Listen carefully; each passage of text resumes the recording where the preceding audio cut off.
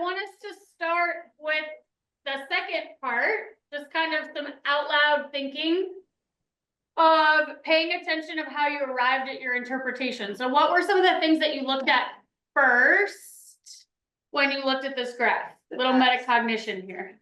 What? The axes. The axes. So walk me through that thought process. Depression on the Y and stress on the X. Which tells you what? That those are the things we measured continuously. Good, tells you more than that though. Depression's your outcome. Good, tells you depression's your outcome and stress is your predictor, right? And then what does it mean about social support? That's your what? It's your moderator, right? Good, right? That's your other predictor that is potentially influencing. So what did we see? What do we find? Or what do we think we found? There was a lot of talk. I want to hear that lot of talk. Being able to story tell this stuff is going to become critical in moderation. Alana. Stress impacts depression differently depending on their level of social support. Great. So stress impacts depression differently depending on, that was that non-moderation word I was looking for, by the way, depending on, right, level of social support. Great. Now what's my follow-up question going to be? How, right? Good. What does social support do to the relationship between stress and depression? What's the easiest way to tell that story? What's the easiest way to tell that story with the graph? The more social support one has, the more stress, the less stress makes them depressed. As social support is lower, the relationship between stress and negative life outcomes increases. Good. So the easiest way, if you're stuck telling a holistic story, the easiest way is to do what? Go line by line, right? When social support is low, there seems to be a positive relationship between stress and depression. So as stress goes up, depression goes up when social support is low, right? Opposite, when when social support is high, as stress goes up, depression actually seems to go down, right? When social support is average, there seems to be no relationship between stress and depression. So worst case scenario, start by telling each line story. And then if it's synthesizable easily, right? Like it's easy to say stress, or what does social support do to the relationship between stress and depression? What is the relationship between stress and depression? Positive or negative? I don't really know here because it's kind of it's actually nothing, right? Nothing. This is a tricky one to synthesize. So sometimes it's easy to synthesize and sometimes it's not. To understand the story for yourself, start by going through each line. Now, one ginormous caveat about looking at graphs to tell stories. Each of these lines have a slope, right? A beta. We don't know whether that slope is significant by looking at it, right?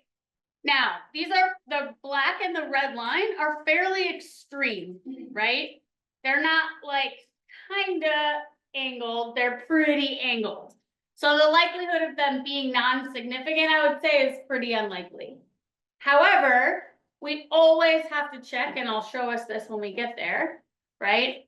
We always have to check whether those lines are actually different than 0, right? Because that will impact our storytelling.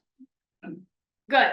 This was not to learn moderation. This was just to get us back in this idea of relationships between a predictor and an outcome can depend on another predictor, which is exactly what we did in factorial ANOVA, and that's exactly what we're going to do in moderation. So we're going to start today with both of these lectures are called It Depends, right? Because that's what we're modeling. We're going to start today with It Continuously Depends. I don't think we'll get to It Categorically Depends. We might. I have it ready if we need to. Otherwise, that will be Tuesday. We're going to be modeling interactions with continuous moderators. First, a little stats humor. This one is from N. It's perfect for today. I'm going to show you some plots to start the day. So she sent this and was like, oh, this reminded me of what I looked at yesterday. She and Kayla test drove some plots for me too. So we've got stats humor. I think I might have shown you this one. I really like it. Funny. You're not listening. Oh well. So here's what we're doing. Essential questions the same for all of moderation. This to me, moderation is where it gets interesting. I feel like regular regression, whether it's simple or multiple, is acting like everything has an influence on outcomes in isolation, right? That's not how the world works. Things interact with each other to change the outcomes we care about. And until we learn how to do moderation, we don't get to model those things. So for me, this is the point at which regression models get fun and interesting. And we start to actually be able to model things we care about. And they continue to get interesting as we add more variables and do things like mediation and path modeling in D. So we're going to start with what is moderation and specifying moderation models with continuous variables only, testing them, and then using equations and visualizing moderation just with continuous. And then we'll do the same thing with categorical. And then we have an entire day of group practice in class. It's kind of like regression, both the interpretation and more importantly, the storytelling is more complicated, right? With regression, it's two main effects. You're interpreting two things in isolation, controlling for the other one. With moderation, how something moderates can be almost, not entirely, almost infinite. So just because you can tell the story of that graph we saw in the warm-up doesn't mean you can tell the story of a different result. So the only way to get good at it is to practice multiple moderation outputs and be able to say, this is what happened. So we have an entire day of moderation workshop where you have a whole, like 14 moderation examples, and you work through a few of them with your group, and then you have all of the rest to take with you to practice at different points. Today's objective, explain moderation, talk about how centering reduces multicollinearity. So remember when I told you we always center predictors, and I was like, it makes the intercept interpretable. And later down the line, it will help with multicollinearity. That's today. Figure out whether moderation is significant or not, right? Using the correct way, interpret moderation graphs, generate moderation equations, define the concept of simple slope. That is a really key concept coming out of today. Correctly interpret simple slope hypotheses and communicate those findings, and then use those equations to be able to predict values or graph, etc., and be able to communicate those results. Both, obviously, APA when you're doing your write-up. I actually think the harder one is the storytelling component. Well, I want to take us from where we started to where we are now. So from simple regression through multiple regression to moderation. And I'm going to do this with both this type of visual and equation and also some models some visualizations that I wrote in R. Because I think one of the things we've had trouble with is, and it's because it's just hard to do, is it's easy to visualize a simple regression. It's very hard to visualize a multiple regression. And that has led us to have a little bit of a tricky time with like, wait, if it has two slopes, how do I interpret those two things?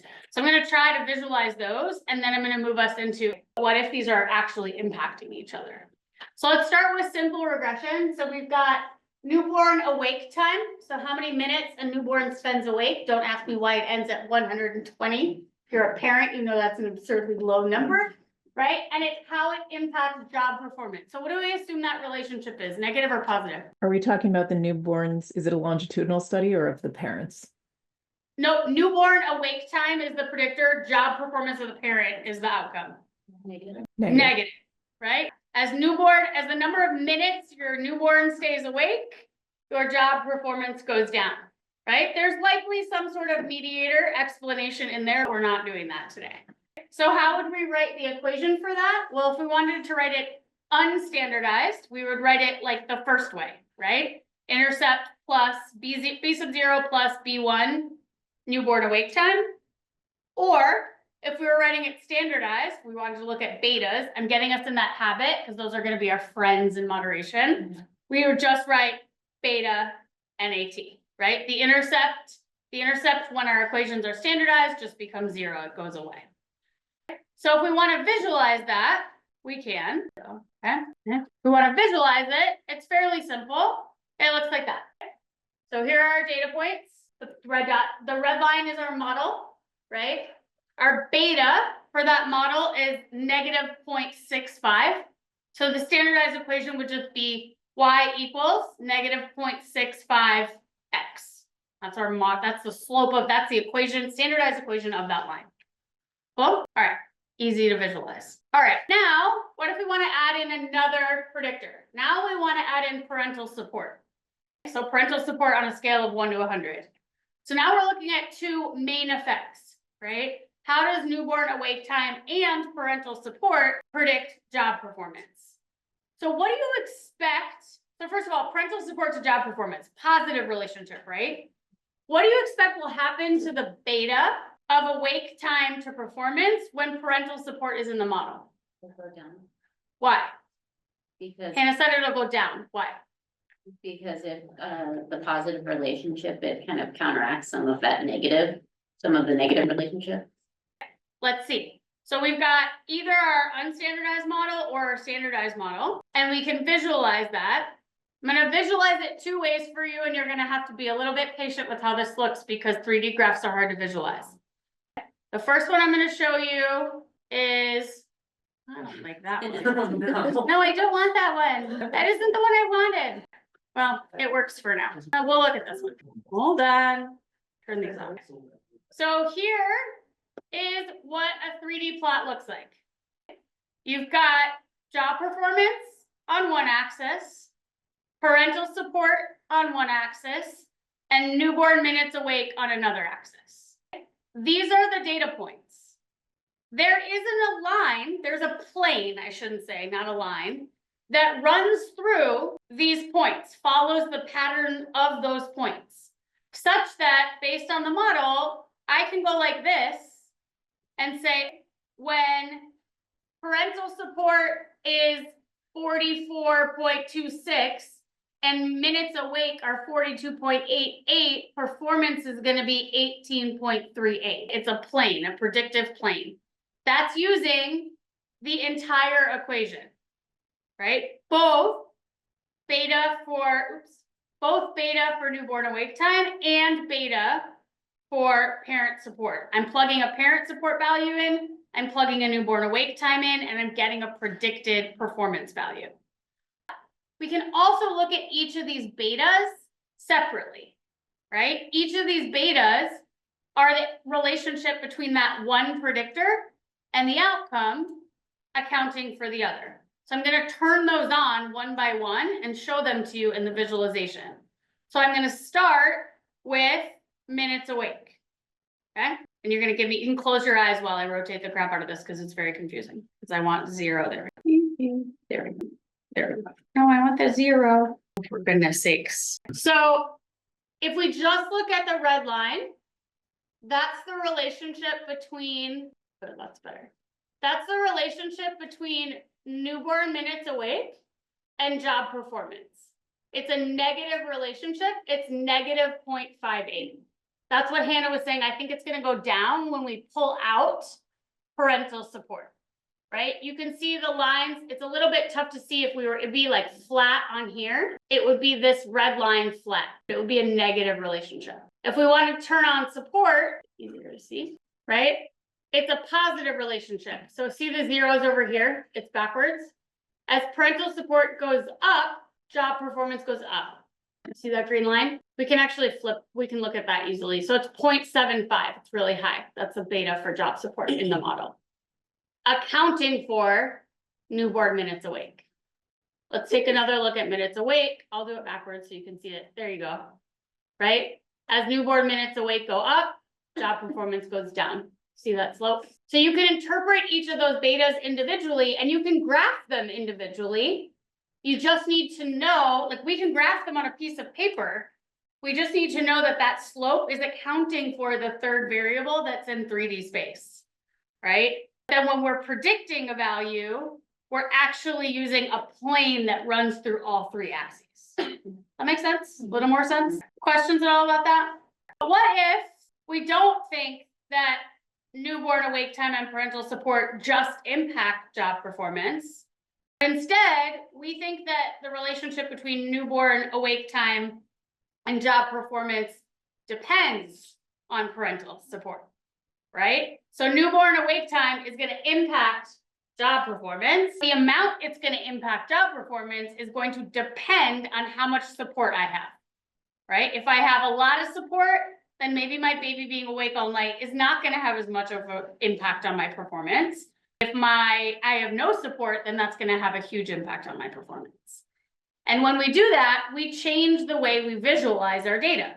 Instead of it being a 3D plane, it looks more like what you saw in the warm-up, right? We don't graph all of Z usually. We pick high and low values of our moderator, and we look at slopes at those values of our moderator. So if we visualize that, it would look like this, okay? What? So I like that.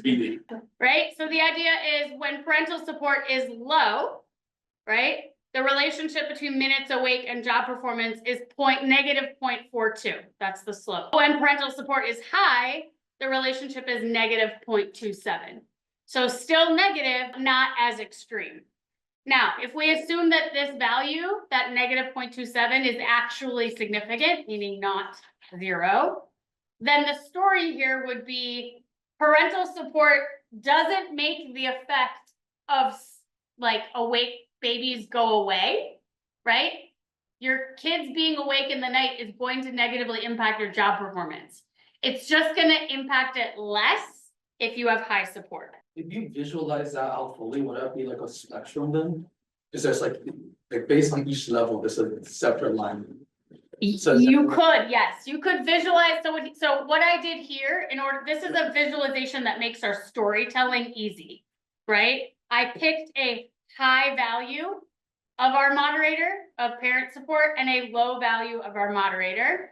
And I operationalize that as one standard deviation above the average and one standard deviation below. What Jason is getting at is, yes, I could pick any level of Z or all the levels of Z, and you could get a bajillion slopes. Doesn't help a lot with interpretation. Yes, you could in theory do that.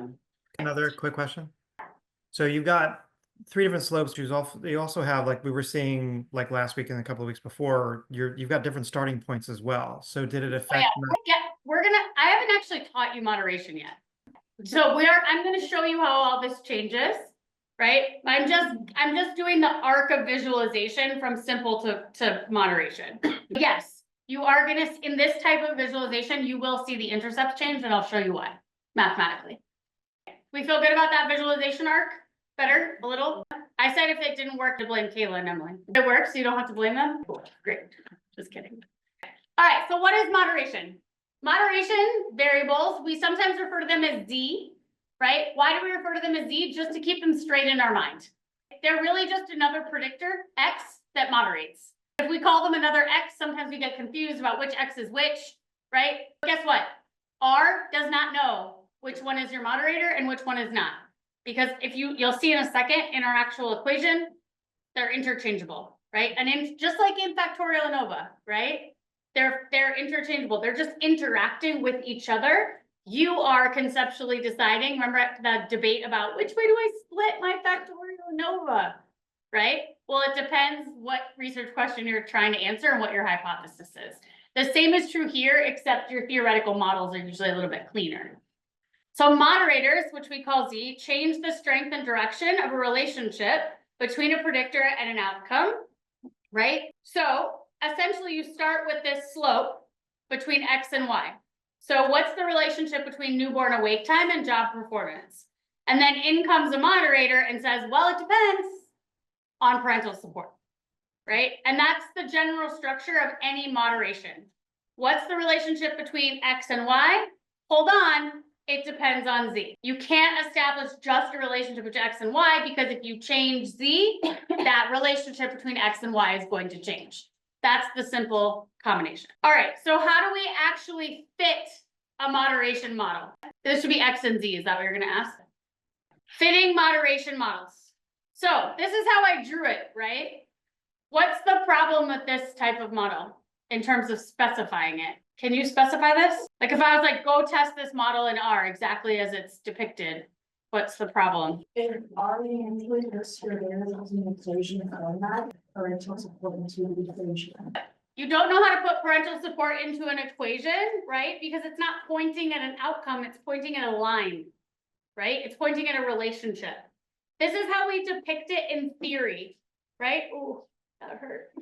Right? This is how we depict it in theory. This is how we depict it when we're hypothesizing, right? So I would say my hypothesis here is parental support moderates the relationship between newborn awake time and job performance, such that that relationship is weaker when parental support is high.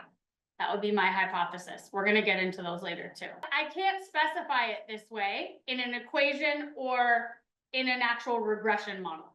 So how do we do it in a regression model? Well, it looks like this. That's your theoretical model. This is your statistical model. You have, just like in a factorial ANOVA, you have the main effect of newborn awake time. You have the main effect of parental support, and you have the main effect, and you have the interaction between newborn awake time and parental support. Okay? 3 terms in the statistical model. You can see them each also in the regression equation, right? We're regressing job performance onto newborn awake time, parental support, and the interaction term. Sometimes we call that the interaction term.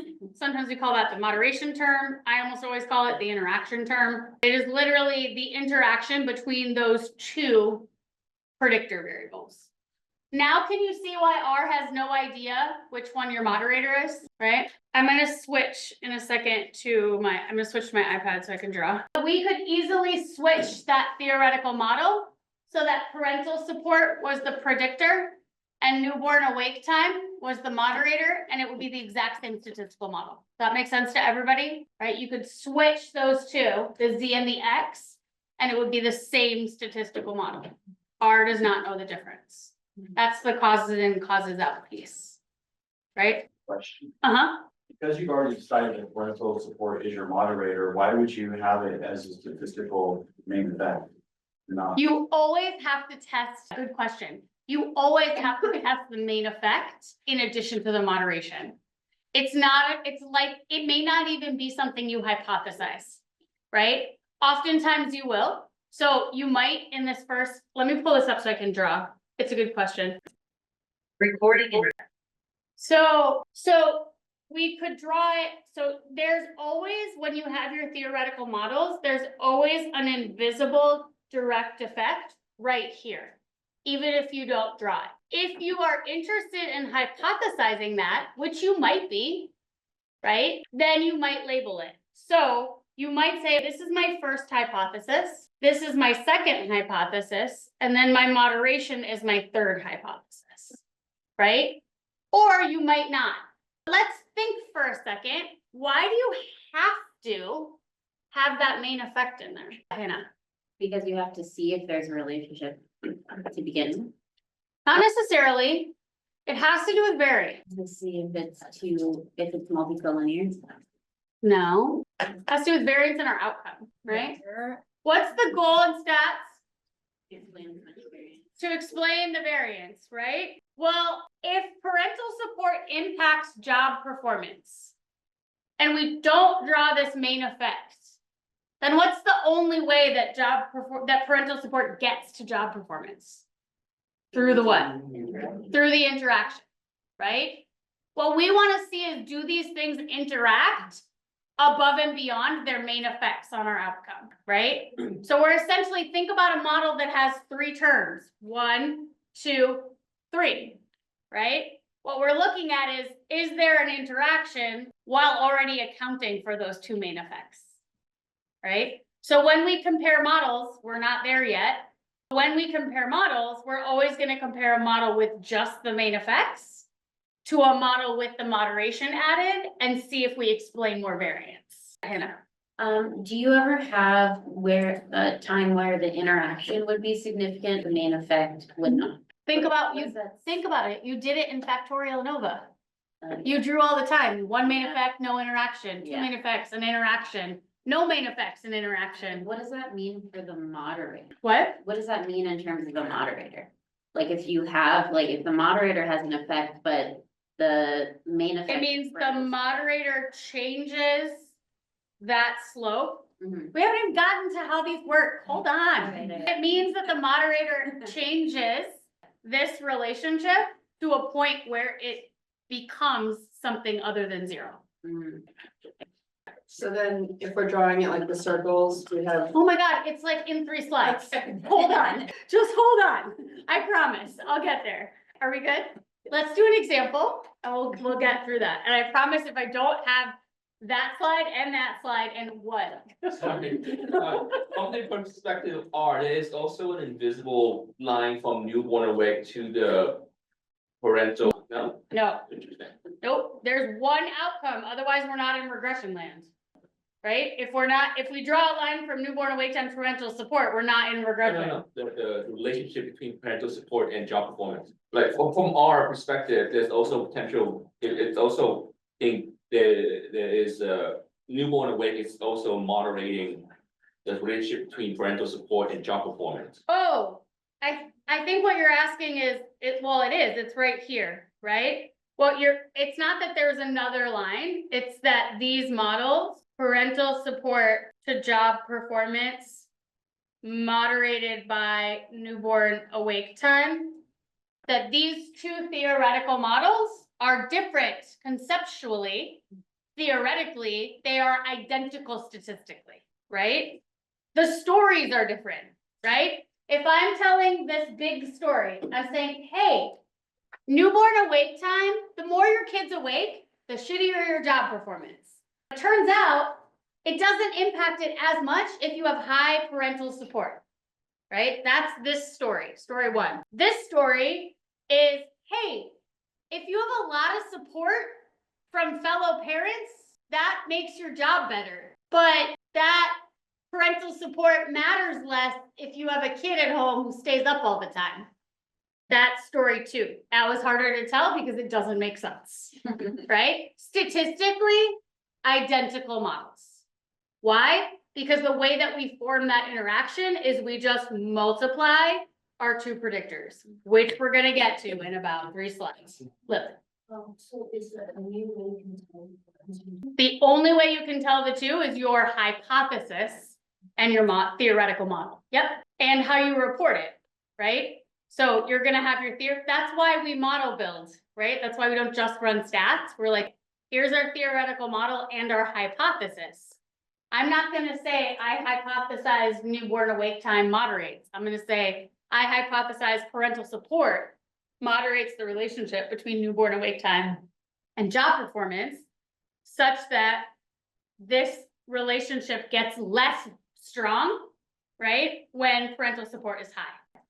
And then statistically, this is how I'm gonna test it. When I interpret my results, again, I'm gonna interpret it in the context of my what? Always.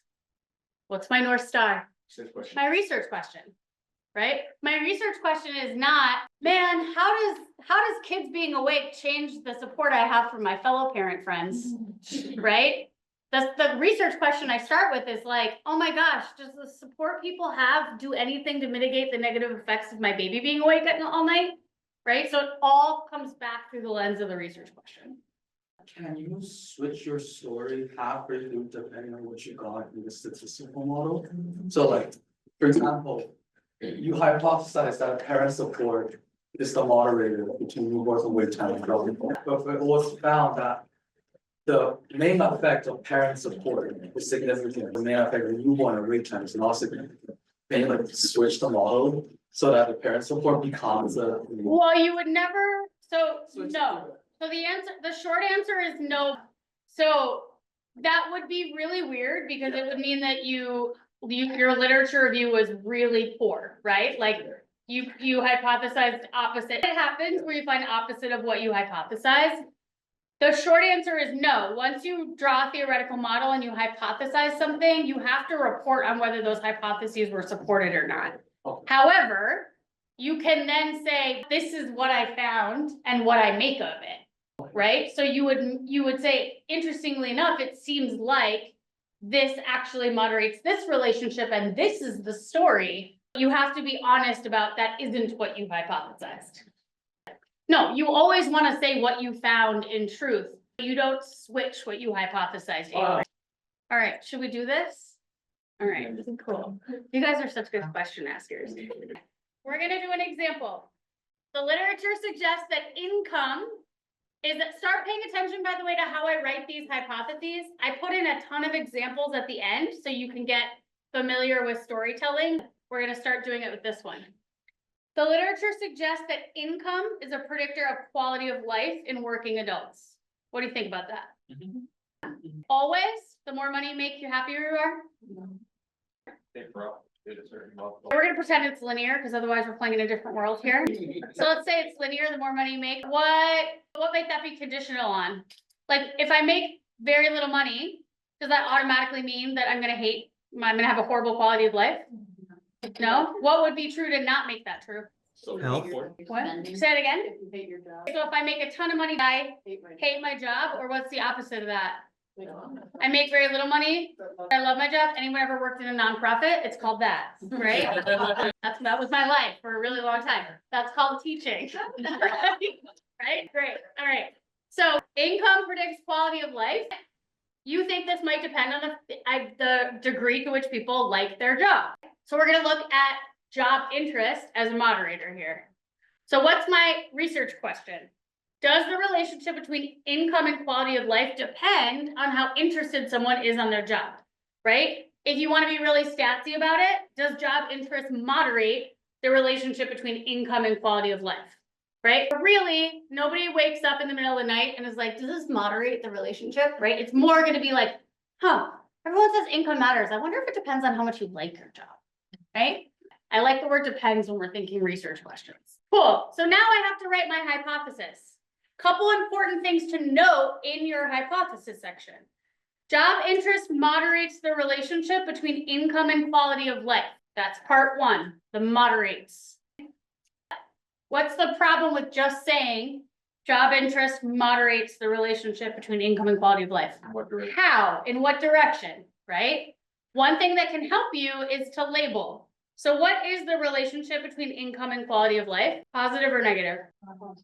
Positive, right? And when job interest goes up, always as your moderator goes up, that's important to understand.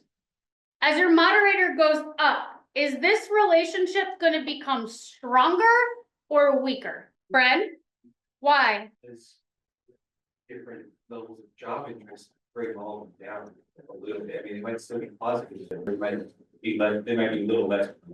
Right, we're starting with the premise, right? This is the starting premise, no moderation.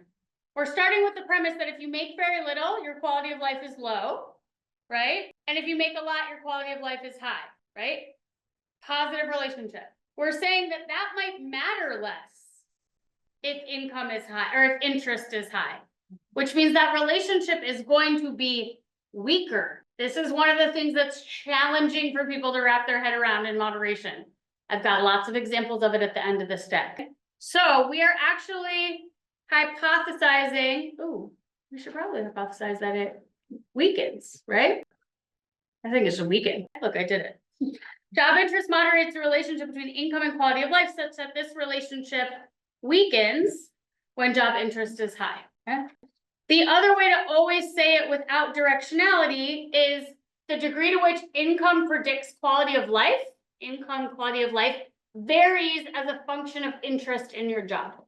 That's what we're saying when we're talking about moderation, right? This relationship varies, it changes as a function of interest in your job.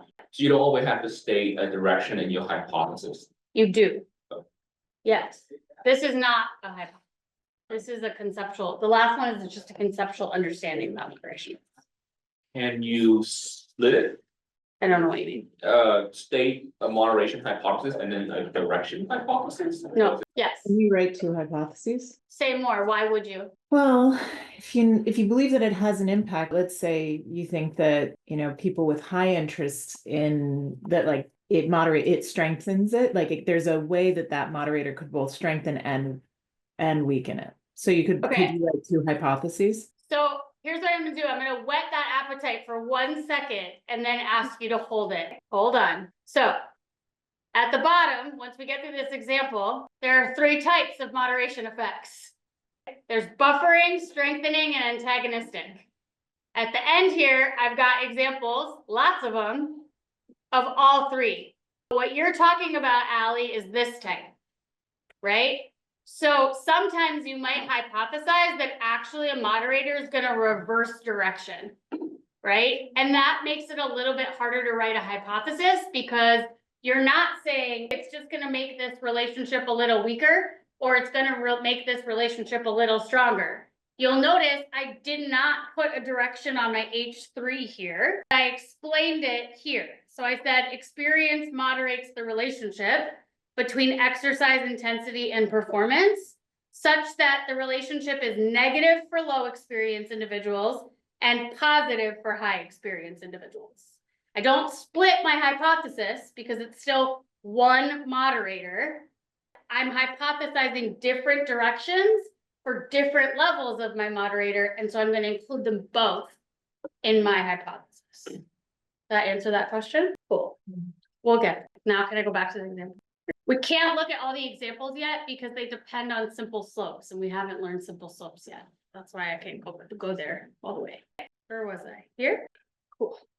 All right, so what's the general model structure of a model with an interaction in it? We've got the intercept, the predictor, the moderator, and the interaction. We can write this in standardized or unstandardized form. If we're running it in unstandardized form, you recognize this. It's just intercept, B1x, B2z, and then B3x times z. In this case, it's income, interest, and income times interest. Okay. If we want to write it standardized, we just chop off the intercept. Well, now you could have other predictors in here too, right? That's allowed, right? So if you had this, you could also just have like another thing, another predictor. That's allowed. In this case, what we're saying specifically is that Z is moderating the relationship between X and Y. And we're only gonna ever focus on moderating a single path. Even when our model is huge, like even when we get to path analysis, right? The moderator is still acting on a specific path, right? Not the whole model. So let's get to this variance question, right? So we'll start with just one person. So here I am, with me, my quality of life. I've got 4 sources of variance, 4 things explaining my quality of life. My income, my interest in my job, the interaction between my income and interest and job, and then other stuff, right? We can also think about all the variance if I'm part of a data set, right? So here I am over here. I like to think I'm slightly above the mean in my quality of life, right? Here I am. This is the whole data set, the whole distribution of quality of life. And there are 4 things that explain all the spread.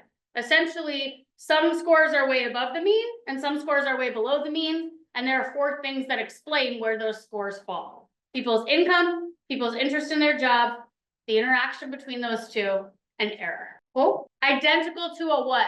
This circle looks exactly the same as a what? Factorial ANOVA. It's the same. It's just continuous variables. That's crazy. That's because ANOVA is just a specialized form of regression.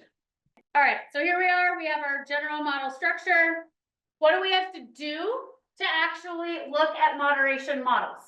We have to prep our data in 2 very specific ways, which I will tell you about at 10:10 when we come back.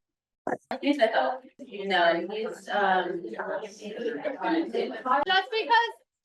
I fixed the code and I felt like it was cool, I wanted to show you. This is what it really looked like. So that pink plane is the full regression predicted equation. So you can see that this is like, if you put yourself on the pink plane, that's your predicted Y for every X and Z value. And then you have your individual slopes are here.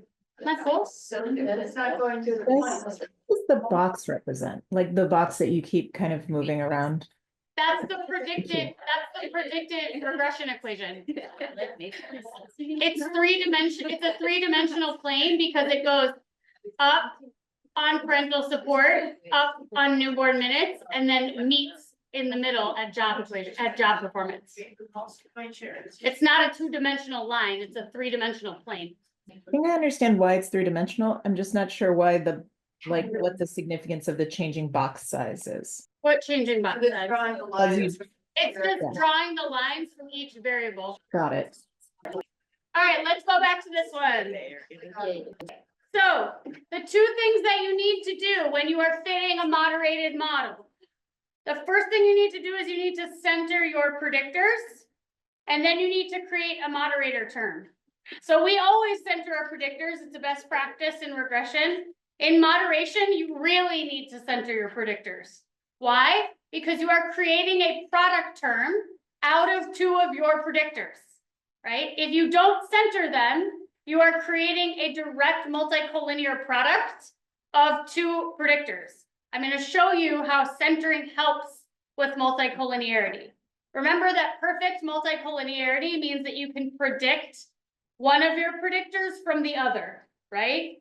So look what happens. Here's our original data: income, quality of life, and job interest. Here we have our means. So our mean of income is 85.41, and our mean of job interest is 39.85. What we're going to do is we're going to create our centered variables first. So we're going to subtract the mean of income from all of our income values, and we're left with income centered or income.c. And then we're left with job interest.c, and the means of those, remember, are what? 0. This is why when we center, right, the intercept becomes when x is average, right? Because it's like plugging in the centered 0. Then we create our moderator term. How do we do it? We literally just multiply them. So first we center our predictors by subtracting the mean, and then we multiply our two centered predictors to create a centered moderator term. Good with that part? Now, why does it help with multicollinearity? Is this the most important thing from this lecture? No. For some reason, people like to zoom in on this. It's a good thing to understand. Let's look at these two lines that I have highlighted right here. Look at the moderator terms, 64.84 and 64.11. Very similar, right? But look what made them very different, right? And it's only because we centered, right? I can't perfectly predict those from this value or this value. It reduces multicollinearity. There's more than one way to get to the same moderator term. If I don't do that, if I just multiply 98 and 45 and 80 and 28, there's only one way to get there, right? So we always center in order to help with multicollinearity also. So we centered and we created a moderator term. Good. Now we're going to fit and specify and fit and compare models. The first model that people sometimes like to create is just XY.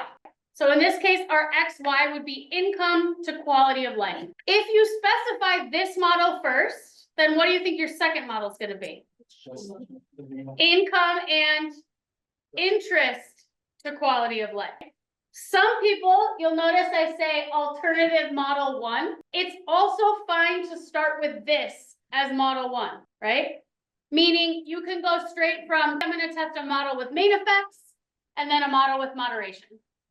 Or you can really go piecemeal. I want to just test my X, then I'm going to test my main effects together, then I'm going to test my moderator. Does this work the same way as nested models? Yes. It's just regression. This is just regression, so it has to be nested. What's next? Yep. So now we're going to add in the interaction. So again, you can test all three of these, or you can just test these two. For storytelling purposes, is there a reason why you would test the first model by itself? It depends if you had it depends on how you wanted to confirm your hypotheses. So if you wanted to hypothesize that income was related to quality of life without accounting for anything else, then you would need to run the first model to support or not support that. Then here's the key. Here are the three models. This is the key idea in moderation. If the difference between model 2 and model 3 is significant, you have moderation.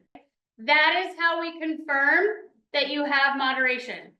If your model with a moderator term explains significantly more variance in quality of life than model 2, then job interest moderates that relationship. Another way to say it without using model numbers, which is more holistic, is saying if a model with the interaction term explains significantly more variance than a main effects only model, then you have significant interaction on. So when you report that, you're looking solely at the delta R squared.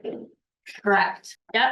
It's just like how we proved dummy codes were significant, right? Yes, there is a beta for the moderation term. We don't use that to explain that the moderation is significant. We use the change in R squared, right? Why? Because it's the storytelling aspect. It's the idea that the interaction between these two things explains more in our outcome than just their individual main effects, right? Saying the beta is significant here, that's like a stats support. It's not the story, right? So we use the R squared as evidence. Cool. So here's our results. In this case, I ran all three, right? So model 1 has income, model 2 has income and interest, and model 3 has income, interest, and the moderator term. They're all significant. That's not uncommon. And here's where we want to see whether we have moderation. So is a model with both main effects better than a model with just income? Yes. Is the model with the moderation or the interaction term better than just a main effects model? Yes. Yes. Notice the R squared is small. That's normal. So moderation effects are not usually very big. You're not looking for betas of like 0.4 or 0.5. And that's because they don't represent slopes, they represent change of slopes. And I'll show you that in a second. It is not, you're not gonna see giant, so don't look at this and go, well, it's significant, not a lot. It's never going to be a lot. And I'll show you why. Are we good with this part? I feel like the model comparison part's pretty straightforward. All right, now the less straightforward part. So let's interpret the coefficients. I'm gonna go to this one. All right, so here's what it looks like. It looks just like a regular regression table, right? Again, R doesn't know. R's like, oh, this model has 3 predictors. They're called income, int, and moderator, right? R does not distinguish that this moderator thing was 2 things that you multiplied together. That's you to know. So we're gonna interpret these different. So here's what it looks like if we were to draw out the whole equation, unstandardized. Good so far, it's the same exact thing as multiple regression. Now let's interpret them because here's where it changes. Pretty drastically, actually. All right, 6.36, right? This is the predicted quality of life for someone who earns average income and has average interest. Is that different? No, that's the same as multiple regression, right? We centered our predictors, which means we're plugging in a centered 0, right? A centered 0, a centered 0, and a centered 0, right? Functionally the average. So this is 6.36 is the predicted quality of life score when all our predictors are average. Here's where it's a little bit different. First difference. How would we normally interpret 0.46? The slope between, The slope between income and quality of life, keeping everything else constant. That's how we would normally interpret 0.46. It changes in moderation slightly, and I'm going to show you why. 0.46 is the predicted relationship between income and quality of life when interest is average. Not just when you hold it constant at any value, it has to be average. Don't worry, I'm going to show you why. Only when the other variable that's acting as the moderator is average. The same is true for the other part of the moderator. This slope, 0.20, is the predicted slope between job interest and quality of life for someone with average income.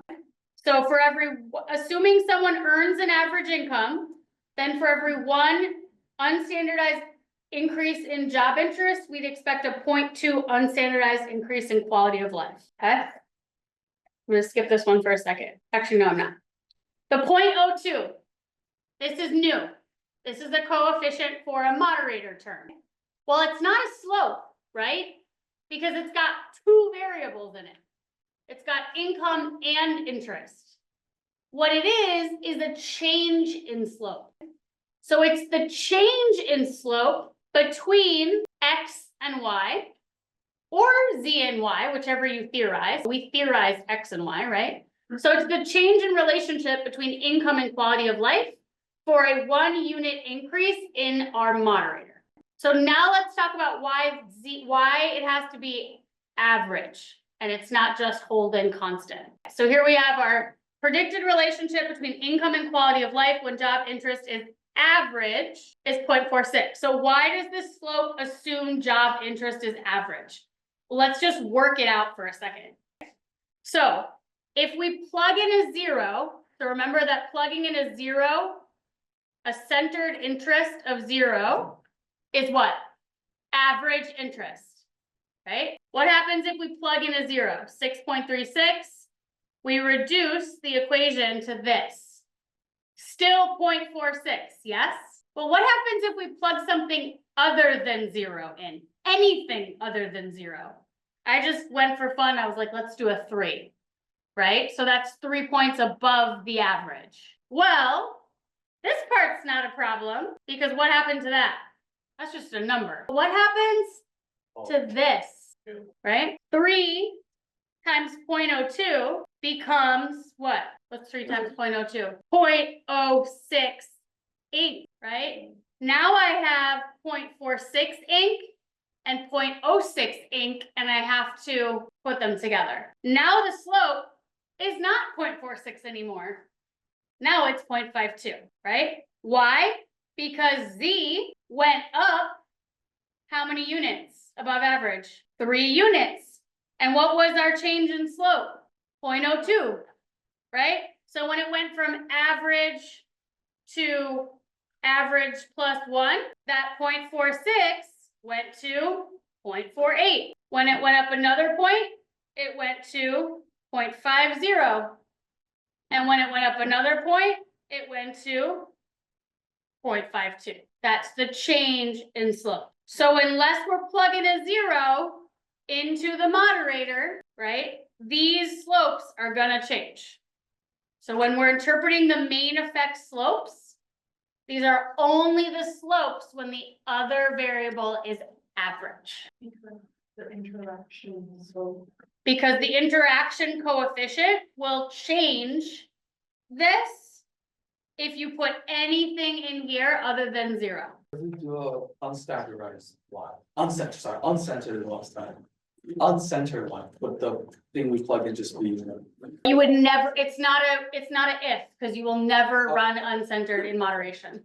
So I'm not even gonna answer it, because you'll run into multicollinearity issues. Cool. Questions about that? That's the thing to wrap your head around after class today, because it just takes a second to get it, more than a second. Right? Why does that have to be? And it relies on 2 pieces of knowledge and skill. The first is really understanding why when data are centered, plugging in a 0 means average. That's the first skill it's dependent on. The second is now why you have to plug in, you have to keep this at average. Otherwise the slope will change. What? You say the 2. So the 2, in order to understand what we just did, the idea of why this is the predicted relationship when the other variable is average is relying on 2 skills. The first is just the basic concept of centering, that when you center, right, the average becomes a centered 0. And the second skill is the idea of why when you have a moderator term, right, does this slope only become this slope when this is 0 or average. Questions about this? That's just. It's just not an easy thing to wrap your head around. In this example, the 3 for interest means 3 above average, right? Okay. Good, because our variables are centered, right? I'm plugging in numbers here. I'm not plugging in raw numbers, right? Plugging in a 3 means 3 above average. So for every, this is for every 1 point above average that interest goes up, right? This slope is gonna go up by 0.02. Now, why am I interpreting just this one and not this one? Because that's what we theorized. Yes, exactly. That's what I theorized, right? The relationship is the same. 0.20, that's the relationship between interest and quality of life when income is average. That slope is gonna change by 0.02, right? For every increase in 1 above in income. That's not what I theorized, right? So I'm keeping my income to quality of life. I'm keeping that theoretical model in mind as I interpret this. So this is why that both of those predictors could be moderators, because both terms are present in the moderator. It's literally, if you think about what it's modeling, right? It's modeling that thing on the right. It has no idea. And this one right here is the same as interest times income, is the exact same mathematical thing as income times interest. R has no quote. So we've got main effect slopes, right? These are your main effect slopes. And these are slopes only when the other predictor is average, right? So you've got two predictors. One is serving as a regular predictor, one is your moderator. Your main effect slopes are just your slopes when the moderator or the other variable, the other predictor is average. And then you have this new type of coefficient, which is a change in slope. And that's how much either of your main effect slopes will change for every unit increase in the other. So let's visualize this. This will help us understand what this looks like. And then I'm going to show you why this is really hard to do with B's and not betas. Now imagine these aren't measured in the same thing. Right? So here we go. Here's the equation. So here's what income and quality of life look like when interest is average. So what did I plug in for Z here? You tell me. If I want to create an equation of a line when interest is average, what am I going to plug in for interest? Zero. Why? Let's go back here. This is super critical. Hold on. Let's go back here. Look, here's the raw data. Interest average is 39.85. When we center, what happens if this person has a score of 39.85? What's their centered score going to be? Zero. And which set of variables am I putting in my actual model? These, right? So this person, number 100, I'm putting in their score of 0 for job interest. Are they really 0? No, they're the average, right? So when we're working with centered values, if I put somebody in as a 0, that someone has an average on that variable. That's the centering concept. So let's go back to the equations. So here we go. Here's interest average. I'm going to plug in a 0. Okay. I can reduce that. And here's my equation. Y equals 6.36 plus 0.46x. Pretty simple equation, right? This is why moderation is a little bit easier to visualize than the three-dimensional plane, because we're going to choose average, high, and low values of our moderator, because theoretically that matches our research question. So I'm going to start with average, right? Well, then now let's look at when Z is 1, which means 1 point above average. So what am I going to do? Plug in 1, right? Now, look what happens. Right? This is Alan to your question. This is how the intercept changes, right? So I've got 0.4x. This just became a what? A number, right? This doesn't get to be a number, right? 0.01x times 1, it's still an x. So I get an equation of 6.56 plus 0.48x. What if I want to look at when interest is 2 points above average, right? Then I can plug in a 2 and I get y equals 6.76 plus 0.5. And then we could do that 3 that we already did, which would make it 0.52x, right? Cool. The problem with this is what? We're moving by increments of 1 unit, right? If you're thinking about wanting to understand moderation, right? So essentially we're wanting to understand, does interest moderate the relationship between income and quality of life, right? So does the relationship between income and quality of life depend on job interest? Are you interested in like how that relationship looks different for people who are 3 points apart from each other? No. Stay with me. You're interested in how income impacts people's quality of life when they love their job versus when they hate their job, right? You want a high and a low. and maybe a middle, right? Now, you can use this to do that. What would you do? Just pick a really high value of Z and pick a really low value of Z and plug it in, right? Oftentimes, there's two problems for that. One, you gotta find a high value of Z, right? And a low value. And two, remember that these slopes, I know they look like you can interpret them, you can't. 0.46, 0.48, 0.50, those aren't unstandardized. Or sorry, those are unstandardized, right? Those aren't actually like a correlation of 0.5, those just happen to be below zero. But you could end up with a slope of like 2.43, how are you gonna see what that looks like? So generally, when we visualize moderations, we stay away from B, right? Because it's impossible to visualize. And we use this. Here's how we generally operationalize. Oh, we already did this. Oh, this is what I did. So here's what you could do. You could manually go into your data and find what we often call high and low. Generally, the way we operationalize high and low is one standard deviation above the mean and one standard deviation below the mean. Why do we pick one standard deviation above and below? Like 68%. It's 68% of the data, right? Approximately lies within one standard deviation. So it's a pretty meaty, even though it's only one standard deviation, it's a pretty meaty high and low. Could you pick two? Sure, whatever you want, right? The standard is one. I could go look for it. I did. Turns out one standard deviation above the mean is 11.48 points. And one below is minus, and I plugged it in, right? And I got these equations. Cool. Still really hard to interpret because they're unstandardized, right? So usually what we'll do, you can see at least graphically what changes, right? When interest is high, right, the relationship, it actually does strengthen. Weird. Instead, we usually use betas. You see that? So here's the beta equation, 0.39, 0.39, those just happen to be the same. And 0.16, that 0.02 looked really small, didn't it? Because it's unstandardized. 0.16 is actually a really decent change.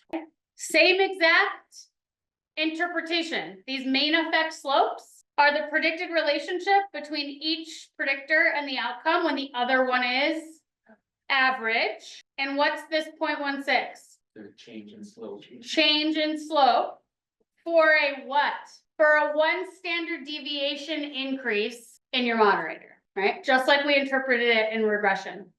So it's not a one raw unit, right? That's why it's also a lot bigger. Because what does that one standard deviation represent in raw units? We just saw it. It's like 11.48 raw units, right? It's a lot.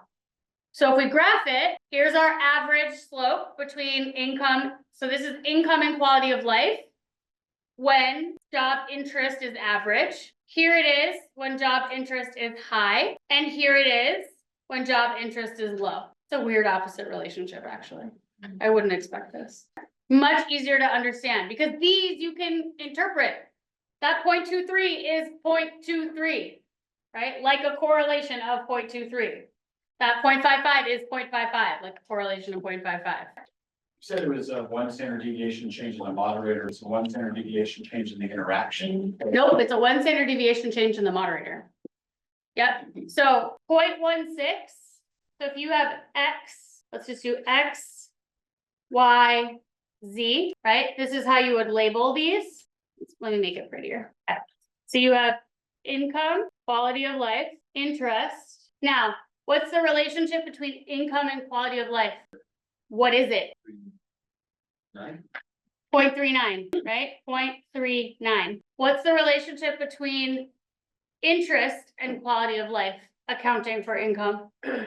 Also 0.39. What's the moderator term? 0.16. Notice that moderator of 0.16 is pointing at the arrow, right? Literally, this slope is gonna get bumped by this much for every one SD increase in interest. You could think about it like 0.39 is your existing relationship. Guys, 0.39 is your existing relationship. And as interest goes up by 1, it comes in and bumps that 0.39 up by another 0.16. As interest goes down by 1 standard deviation, that 0.39 will go down by 0.16. Confused because the math is looking at interest times income, not just interest. So we could, it's because we could set it up the other way, right? So we could also do interest to quality of life moderated by income, right? Beta equals 0.16, 0.39, same relationship. It's only theoretical that we're putting the moderator in the moderator place. Can you just repeat one more time about, the 0.39 increasing by 0.16? Yep. So here you have the relationship between income and quality of life, right? And it's, remember that this is when interest is what? Average. And what is that relationship? How strong is it? Good. And you can see it on the graph, right? Now, if we want to see the moderating effect, as in how that 0.39 is going to go up or down, we need to know what the interaction coefficient is, right? That interaction coefficient is positive 0.16, right? The coefficient for the interaction is always a change coefficient. It's not a slope, it's a change in slope. So what's gonna happen is that 0.39 that's sitting there, when interest goes up by 1 standardized unit, because we're playing with betas, then that 0.39 is gonna go up by 0.16. What's 0.39 plus another 0.16? 0.55, right? This distance is the coefficient for x times z. Jess, can I ask a question? So 0.39 is not the independent relationship between income and quality of life. It's only considering this model, right? Correct. And Okay. it's only when interest is average. Look at the Right. graph, right? We can't say that the relationship between income and quality of life is 0.39. You're looking at two relationships right now Right. between income and quality of life. One says 0.39, one says 0.55. Which one is it? It depends on what? Job interest, right? When job interest is average, it's 0.39. When job interest is high, as in 1 standard deviation above the mean, it's 0.55, right? And when it's low, right, it goes down by 0.16. Within the graph, at least for the average star at 0, why does that appear? Why, for the average job, that's, Say again. if you have average job interest, why does the graph have like a line? Oh, because I'm just drawing, like, I'm not worrying about I'm just worrying about slopes right now. Oh, okay. They are gonna have different intercepts. With I'm not standardizing the axes right now. That's why there's no numbers on the axes. I didn't draw that numbers on purpose. Evan had a question. Great. Evan, can you ask it? Yes, I can. Awesome. I was wondering if I was actually kind of just asking this to chat because I'm not sure if I'm right about this. If low job interest for like 3 standard deviations as opposed to 1 standard deviation below would cause an actual decrease in quality of life or higher income, or how the equation would work out there. Like, and if at extremes that would happen, how we would be expected to interpret that. So good question. So you're getting into simple slopes, which I think you're accurate, which is he's asking, like, if we change this to -2 standard deviations, would you actually see something that like starts to look like this? Right? If you went to 2 standard deviations, how much more would this drop? You tell me. 0.16, right? Another 0.16. So then we would be at like in the single digits, right? And then I would argue that we're probably not different than a flat line at that part, right? And if you went 3 standard deviations, it will be negative. Hey, Jess, is it more common to do the 1 standard deviation above and below? Because once you go Yes. to 2 and 3, you might be running into like outliers or like people who don't really Extremes. represent the Yeah. data. Let's keep going with this because there's an important concept we got to introduce, which is the idea of simple slopes. Remember, I was like, wait a minute, what's the slope between income and quality of life? What's the answer? It depends. Good. There are actually more than one slope between income and quality of life, right? There are actually, to Jason's question way earlier, there are lots of slopes if we wanted to. On this particular drawing, how many do we have? 3. On this drawing, we have what are called 3 simple slopes. Simple slopes are the relationship between a predictor and an outcome at a specific level of your moderator. So what is one simple slope that we have here? Someone tell me all 3. I'm not even gonna show you the next slide. Tell me what the 3 simple slopes we have. Somebody, no, not the numbers. High job interest. No, tell me the whole thing. High average. If I have a high slope, I'm gonna be like, I don't know what you're talking about. The relationship between the outcome variable No, we know more. We know more. plus 1 sigma at. Oh gosh, hold on, we still know more. What's standard deviation? You're decontextualizing everything. Quality of life versus income. Let me do the first one and you guys can do the other 2, right? The first simple slope we have is the relationship between income and quality of life when job interest is high. That's simple slope 1. What's the other one we have? The relationship between income and quality of life when job interest is average. Good. And then the last one is income and quality of life when job interest is low. If we just say high, medium, low, right? Those aren't slopes.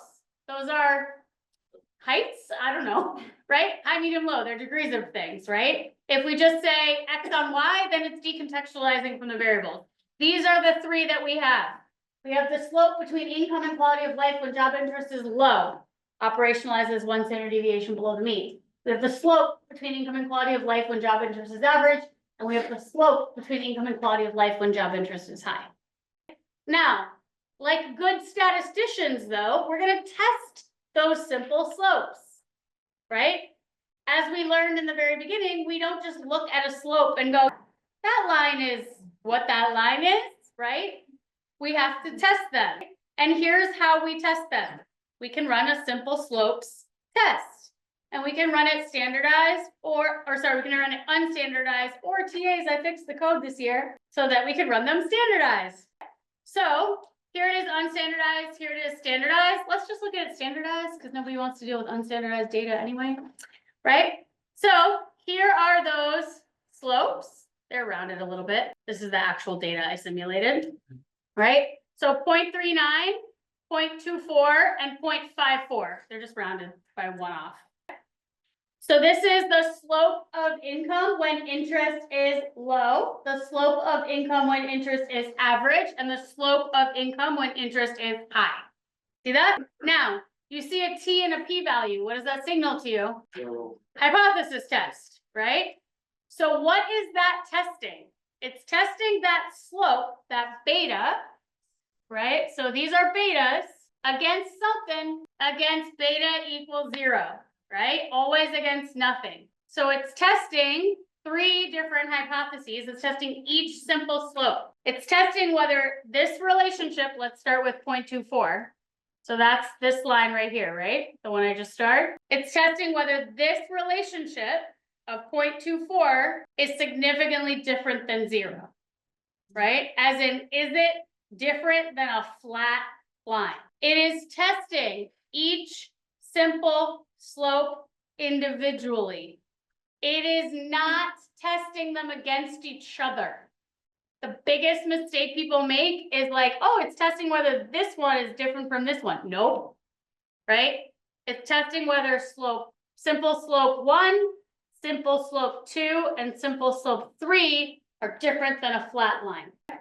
Why do we care about that? Because it dramatically changes the story. Let me show you an example of why it changes the story. I'm gonna sit for a second and let that just see. Can I show you an example of why it changes the story? First of all, here's that same graph. I changed the code slightly. What did I change the code to do? Show the error around it, right? So remember that we have that coefficient on the top, we have error on the bottom, right? That's what gives us our t-stat and our p. So in this case, if the error area includes a flat line, which none of these do, then our t wouldn't be significant, right? In this case, they're all significant, right? Meaning the moderator changes the slope, it changes the relationship between income and quality of life. It doesn't erase any of the relationship. Check out an example where that becomes different. So remember I said there are 3 types of moderating effects. Strengthening, weakening, sometimes called buffering, depending on what we're trying to protect, or antagonistic, meaning or crossover sometimes. I'm going to show you some different examples. I want to start with a buffering example. Usually, right, weakening and buffering usually mean the same thing. They decrease the strength of an existing relationship. We opt to use the terms differently depending on whether we're weakening something that's good or protecting something that's bad, right? So think about it. Let's say that I don't have one of these. It's like the one example I don't have. Let's say I'm doing like friendship and self-esteem, positive or negative relationship, positive. What about if I use bullying as a moderator? Is that going to weaken that relationship or strengthen it? It's going to weaken it, right? Am I going to use the word buffer? Bullying buffers the relationship between friendship and self-esteem. No, right? It's still a weakening moderator. It's going to weaken this relationship. In this case, it's weakening something that we would like to keep strong, right? So we're just going to use the word weaken. We're not going to use the word buffer. A lot of times when we're doing examples that are weakening hypotheses, as psychologists, we are looking to buffer, right? We're like, hey, this causes burnout in the workplace. How do we protect people against that, right? This causes like lack of belonging. How do we protect people against that? Those are buffering hypotheses. So here's an example where financial stress leads to psychological distress. How might we protect people from that? Well, let's arm them with coping skills. So maybe the relationship between financial stress and psychological distress depends on your financial coping skills. If your financial coping skills are high, maybe that relationship gets weaker, right? i.e., maybe coping skills buffers that relationship. Here's how I would write that hypothesis. Coping skills negatively moderates, meaning it weakens, the relationship between financial stress and psychological distress such that this relationship weakens when coping skills are high, right? And here's what shows up in the graph. Here's low coping skills. Here's high coping skills, right? Flatter line for high coping skills, starts lower to begin with, and does not get as psychologically distressed as financial stress goes up. Low coping skills individuals start more distressed to begin with and get more distressed more quickly as financial stress goes up. Again, if you're having trouble, trace each line individually. I think the other way to, when you're drawing these, if you're a PhD student and you're drawing these in your own hypothesized research, you can think about it like this. There's a person at each dot, right? This person up here is high stress, low coping. Where are they going to be in psychological distress? This person is low stress, low coping. Where do you think their psychological distress will be? Connect those dots, right? This person's high coping, high stress, and this person's low stress, high coping, right? That's a really, if you're hypothesizing moderation in your own research, and you want to try to really envision what that's actually going to look like and whether you really think you have moderation, right? Draw this. If your lines are parallel, you don't actually think you have moderation. Good test. Now, let me show you what I meant by those simple slopes. Here's another one. The last thing I'm going to do today. Stress and decision-making quality. High stress makes decision quality do what? Go down. The negative relationship, right? Maybe experience protects that, right? Maybe if you're experienced, we can actually protect decision-making quality from the negative impact of stress. So here's my hypothesis. Experience negatively moderates the relationship between stress and decision-making quality, such that that negative effect weakens when experience is high. Here's what the graph looks like. So as stress goes up, decision-making quality goes down. That line for high experience is way flatter. Now, enter simple slopes.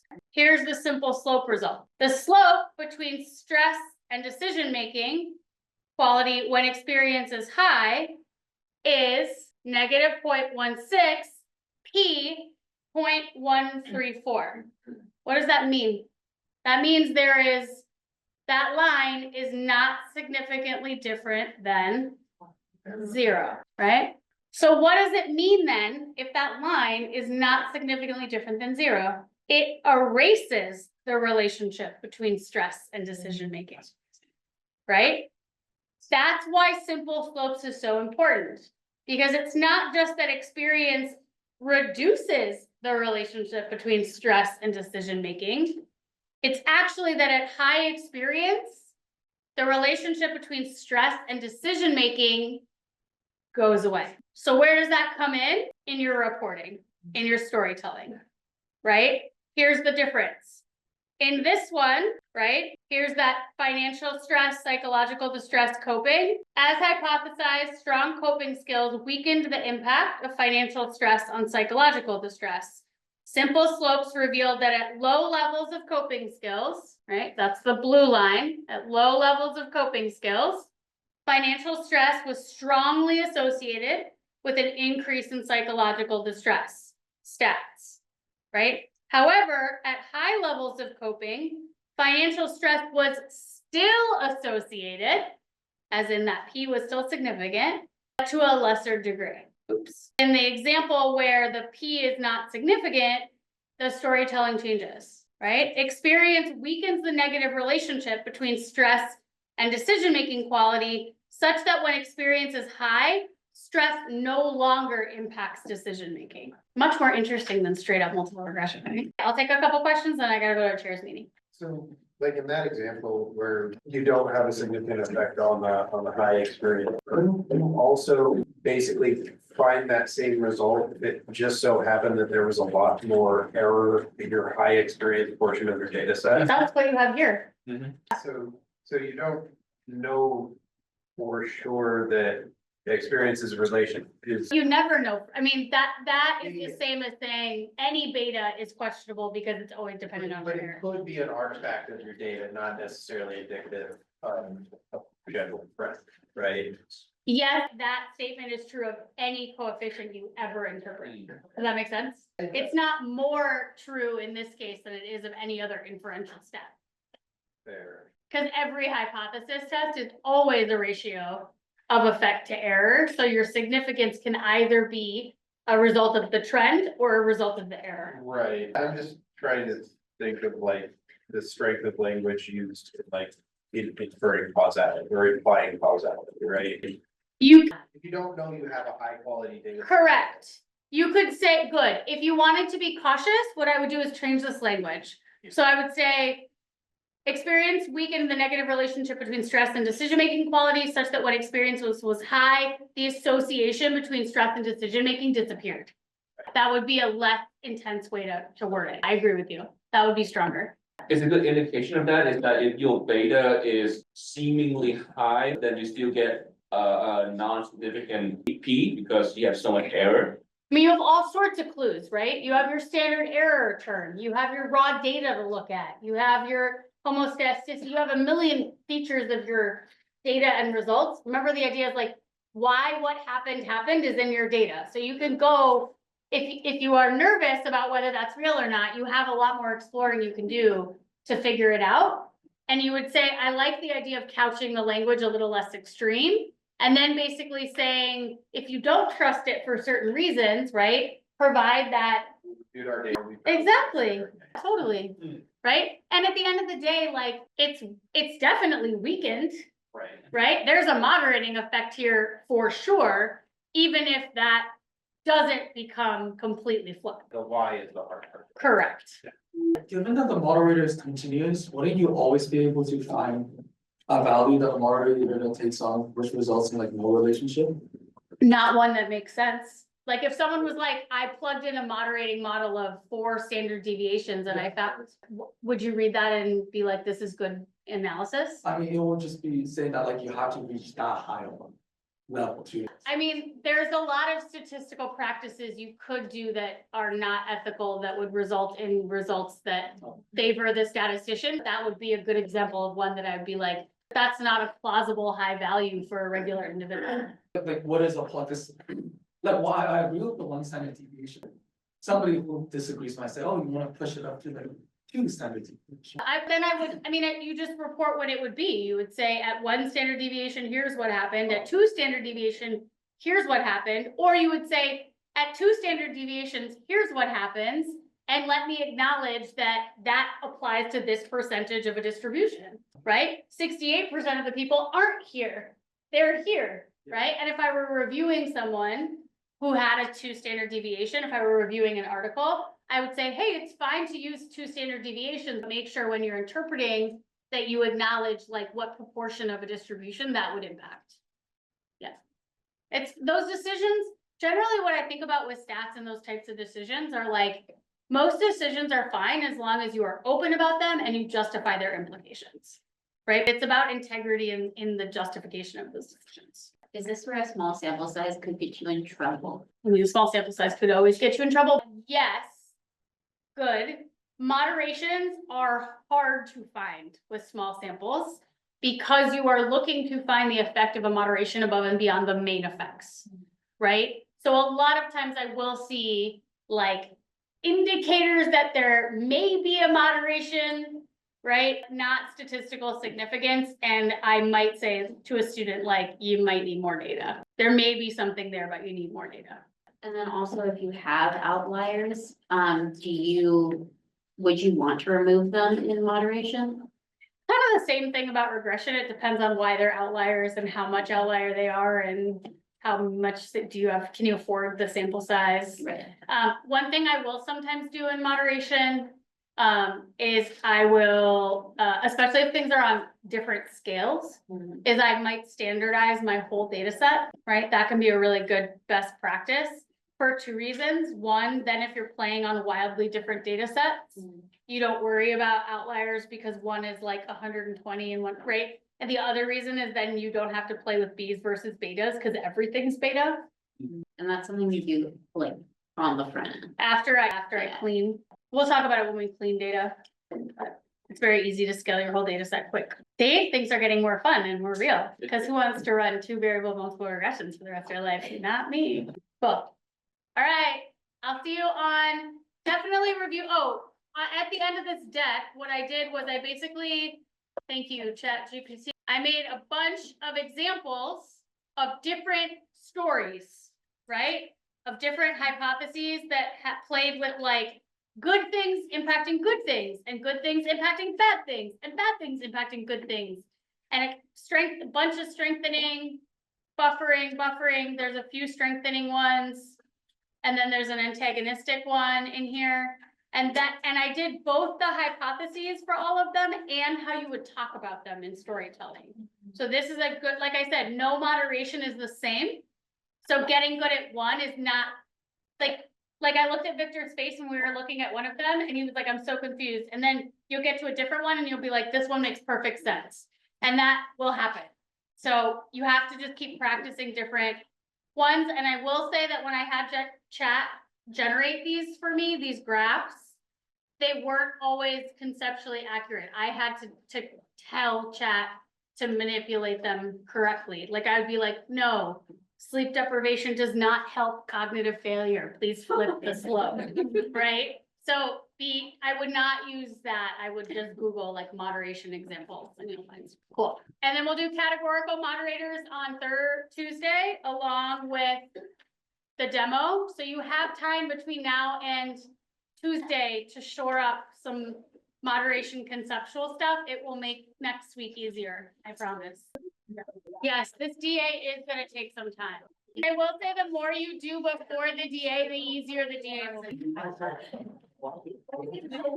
Daisy, what's your question? Daisy, can you hear me? Rita, can you say something so I know that Hello? Oh, now I can. Go ahead. I can hear you now, Daisy. Okay, my question is about the standardizing.